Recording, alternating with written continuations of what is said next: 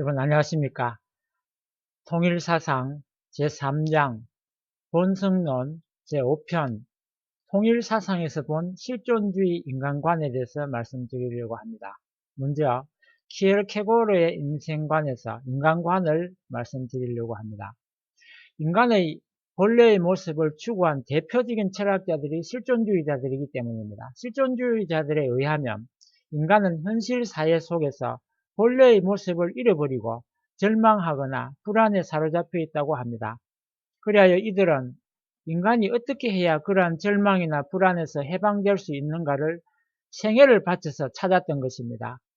여기서 5명의 대표적인 실존주의자 철학자들의 주장을 간단히 소개하면서 통일사상의 인간관과 비교해 보고자 하는 것입니다. 그렇게 함으로써 본성론의 이해를 보다 깊게 할 수 있다고 보기 때문입니다.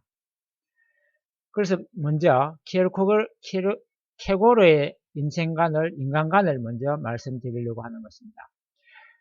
1813년부터 1855년 사이에 살았던 키에르케고르는 인간이란 무엇인가라고 자문하고 인간은 정신이라고 생각을 하고 정신이란 무엇인가를 추구했습니다. 정신이란 자기 자신이라고 했고 자기란 무엇인가라고 물으면서 자기란 자기 자신에 관한 하나의 관계이라고 대답하고 있습니다. 그럼 이와 같은 관계를 명석한 자는 누구인가 하는 겁니다. 그것은 자기 이외에 제3자가 아니면 안 된다는 것입니다. 그러니까 자기 자신을 보려면 뭔가 제3자의 입장에서 봐야 된다는 입장이겠죠. 그것을 곧 신이라고 하였습니다. 그리고 본래적인 자기란 신 앞에 서 있는 자기라는 것입니다. 그런데 이런 본래 신과 관계를 맺고 살지 않으면 안 되는 인간이 신으로부터 떠나버렸다는 것입니다. 그 경위는 불안의 개념이라는 책 속에서 성서 창세기의 이야기를 분석하면서 다음과 같이 밝히고 있습니다. 처음에 아담은 평화와 안식의 상태에 있었으나 동시에 불안한 상태에 있었습니다. 신이 아담에게 선악을 알게 하는 나무의 열매를 따먹으면 안 된다고 알려주었을 때 아담 속의 자유의 가능성이 자각되었으며 이 자유의 가능성이 아담을 불안에 빠뜨렸다는 것입니다. 그리고 아담이 자유의 심년을 들여다봄으로써 현기증을 느껴 자기에게 집착하게 되었다고 주장을 합니다. 거기에서 원죄가 성립된 것이라고 하는 것입니다. 그 결과 인간은 자기 자신에 대한 관계 속에 분열이 일어나 절망에 떨어져 버렸다는 것입니다. 그런데 인간은 이 절망을 위로부터 자기를 내리누리는 어떤 무엇인 것처럼 착각하고 자기 자신의 힘으로 그 절망을 제거하려고 노력한다는 것입니다. 그러나 그러한 노력으로는 결코 절망이 제거되지 않습니다. 신앙에 의해서 신과의 관계를 회복함으로써만 본래의 자기의 관계를 되찾을 수 있고 절망에서 피할 수 있는 것입니다. 그는 공중은 일절이며 무의다 라는 말을 했습니다. 모든 세력 중에서 가장 위험한 것 그리고 가장 무의미한 것이라는 것입니다. 이렇게 주장하면서 대중의 무책임성과 양심이 없음을 비판하였습니다. 그리고 인간이 참다운 인간성을 실현하기 위해서는 비인간적인 대중의 세계에서 벗어나서 단독자로서 단지 홀로 신 앞에 서지 않으면 안 된다고 주장하였습니다. 그리고 그는 인간이 본래적인 자기애로 돌아가는 단계를 실존의 3단계라고 하여 다음과 같이 설명을 하였습니다. 첫째 단계는 미적 실존의 단계입니다. 이 단계의 인간은 단지 직접적으로 있는 그대로의 감성적인 욕구에 따라 기질을 살려서 살고 있는 것입니다. 이 단계의 인간들에게 있어서 인생의 목적은 향락입니다. 이것은 에로스적 사랑을 추구하는 신미가 유혹자의 입장입니다. 그러나 향락의 순간은 계속해서 반복되기 어려우며 결국 권태와 불안에 사로잡히게 된다는 겁니다. 여기서 인간은 좌절하고 절망한다는 거예요. 그러나 결단에 의해 다음의 단계로 옮아간다는 것입니다. 둘째 단계입니다. 윤리적인 실존의 단계입니다. 이 단계의 인간은 양심을 선악의 판단 기준으로 삼고 살려고 합니다. 즉 책임감과 의무감을 가지고 선량한 시민으로서 살려고 한다는 겁니다. 그러나 인간은 아무리 노력해도 전적으로 양심에 따라 살 수는 없습니다. 그래서 그는 다시 좌절하고 절망한다는 것입니다. 그리고 새로운 결단에 의해 다음의 단계로 넘어간다고 주장합니다. 즉 셋째 단계는 종교적 실존의 단계입니다. 신앙을 가지고 신 앞에 홀로 서는 단계이며 이 단계에서 비로소 인간은 참다운 실존이 된다는 것입니다. 이 단계에 이르려면 비약이 필요하다고 했습니다. 그것은 지성으로는 이해할 수가 없는 역설을 믿음으로써 가능하다는 것입니다. 예컨대 인륜에 반하는 신의 명령에 복종하여 자기 자식을 제물로 바치는 아브라함의 신앙이나 영원한 신이 유한한 시간 속에서 수육하여 인간이 되어 나타났다고 하는 예수님 이야기입니다. 나타났다고 하는 비합리적인 사실을 믿는 것이라고 합니다. 이와 같이 믿을 수 없는 것을 믿는 것을 그는 역설이라고 표현하였습니다. 그리고 이와 같은 비약을 통하여 비로소 신과의 관계를 회복할 수가 있는 것입니다. 아브라함이 인륜에 반하는 신의 명령임에도 불구하고 이에 복종하여 자식 이삭을 제물로서 바치려고 한 행위를 키르케고르는 종교적인 생의 전형으로 보았던 것입니다.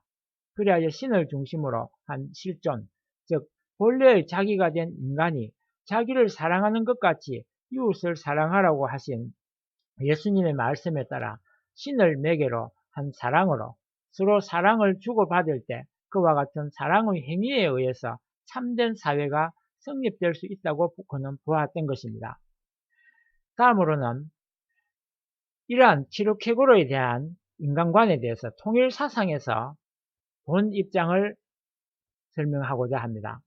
키르케고르는 인간이 신에서 떠남으로써 자기 자신에 관한 관계에 분열이 생겨서 불안과 절망에 빠졌다고 하였는데 자기 자신에 관한 관계가 구체적으로 어떤 것인가를 그는 밝히지 않고 있습니다. 통일사상에서 보면 이것은 마음과 몸 또는 생심과 육심의 관계라고 가상할 수 있습니다.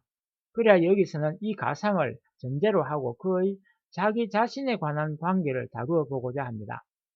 그러면 이런 전제에서 볼 때 자기 자신에 관한 관계에 분열이 생겼다는 것은 구체적으로 무엇을 뜻하는 것일까요? 그것은 인간이 신을 떠남으로써 마음과 몸이 분열된 것을 의미합니다. 바꾸어 말하면 본래적인 자기에 있어서 신을 중심으로 마음과 몸이 하나가 되기로 되어 있었던 것이 타락으로 마음과 몸이 갈라졌음을 뜻합니다. 그러면 어떻게 해야 마음과 몸이 하나가 될 수 있을 것인가? 그것은 하나님의 심정을 중심하고 이 생심과 육심이 주체와 대상의 관계를 회복하여 원만한 수수작용을 함으로써 가능합니다. 키르케고르는 인간은 단독자로서 신 앞에 서게 될 때 절대자에 대하여 절대적인 관계에 선다고 하였습니다. 이 단독자는 통일사상에서의 인간 본성의 개성체에 해당하는 개념입니다. 그러나 그는 단독자가 왜 절대적인가를 설명하지 않고 있습니다. 통일사상에서 보면 인간의 개성체가 절대적인 것은 인간이 절대자인 하나님의 개별상을 담고 있기 때문입니다. 이와 같이 키르케고르의 관계성과 단독성은 통일사상의 마음과 몸의 통일적 관계와 개성체의 개념에 해당한다고 볼 수 있습니다. 그러나 통일사상에서 볼 때 이러한 이해는 인간 본성 전체에 대한 이해는 아닙니다. 인간 본성의 가장 본질적인 가면은 심정적 존재입니다. 인간 본성의 가장 본질적인 측면은 심정적 존재입니다. 또 인간이 단독자로서 즉 개성체를 신 앞에 선다고 보는 것은 기성체로서 신 앞에 선다고 보는 것은 불완전한 인간의 파악입니다. 남자와 여자가 결혼하여 부부로서 신 앞에 설 때 비로소 인간은 완전한 인간이 됩니다. 인간은 양성과 음성의 조화체이기도 하기 때문입니다. 인간은 또 로고스적인 존재이며 창조적 존재이기도 합니다.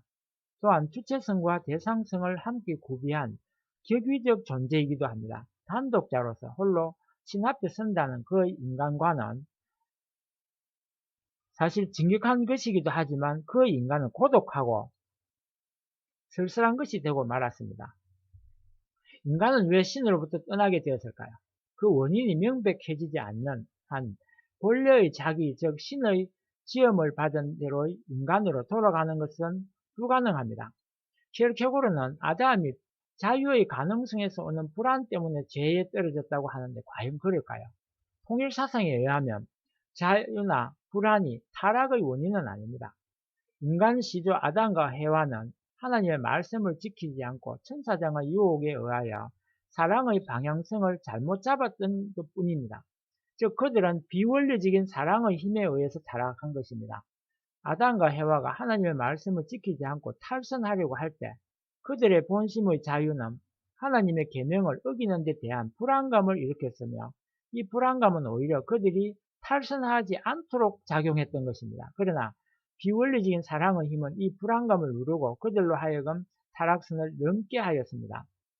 이 타락의 결과로 인류는 신으로부터 떠나게 되었으며 이 때문에 계명을 어긴 데에 대한 죄책감과 하나님으로부터의 사랑의 단절로 인하여 불안과 절망에 빠지게 되었습니다. 따라서 타락의 문제가 올바르게 해결되지 않는 한 인간의 불안과 절망의 문제는 근본적으로 해결될 수 없는 것입니다. 키에르케고르의 신의 사랑에 대한 개념도 막연합니다. 하나님의 사랑은 온정을 가지고 대상을 무한히 위에서 주고자 하는 정적인 충동인 심정으로서 그 하나님의 사랑이 지상에 나타날 때에는 방향성을 갖추고 나타납니다. 즉 먼저 가정을 기반으로 하여 부모의 사랑, 부부의 사랑, 자녀의 사랑, 형제의 사랑과 같은 분성적인 사랑에 나타납니다. 이것이 다시 여러 방향으로 확대되어서 인류의, 민족의, 또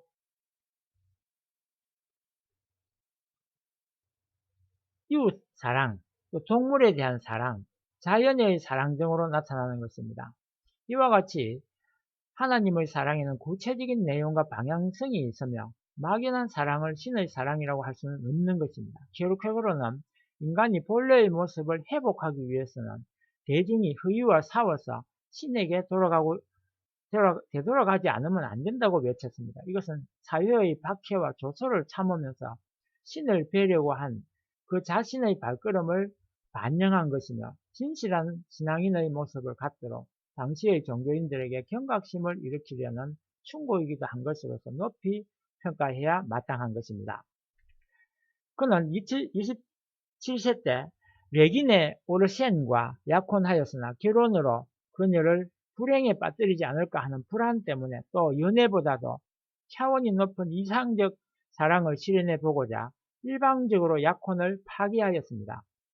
그 때문에 그는 사회적으로 비난을 받게 되었지만 통일사상으로 볼 때 그는 무의식 중에 인격을 완성한 터 위에 신을 중심한 참다운 남녀의 사랑을 실현하는 것으로 원했다고 볼 수 있습니다. 본래 인간상을 찾아 나아가는 키에르케고르의 방향성은 기본적으로 통일사상 입장과도 일치한다고 볼 수 있습니다.